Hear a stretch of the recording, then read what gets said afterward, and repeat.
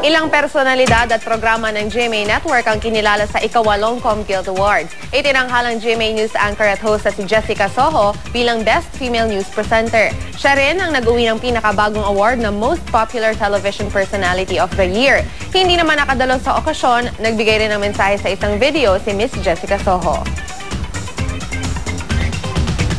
Maraming salamat po muli sa mga bumubuo ng ComGuild Awards, sa lahat po ng mga bumoto sa akin. Tatanawin ko po itong malaking karangalan mula po sa inyo at dagdag inspirasyon din po.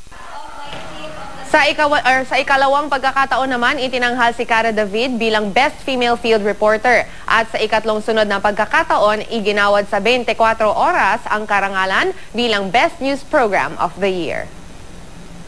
She sets the bar high for everyone sa industriya. Siya na yata yung epitome ng integrity and untainted credibility. Kaya naman, hindi lang mga estudyante, kundi maging mga kapwa katrabaho niya sa industriya, gano'n na lang kataas yung respeto sa kanya. Pinapakita lang kung gaano kalaki yung pagtitiwala sa atin ng mga estudyante at ng mga guro.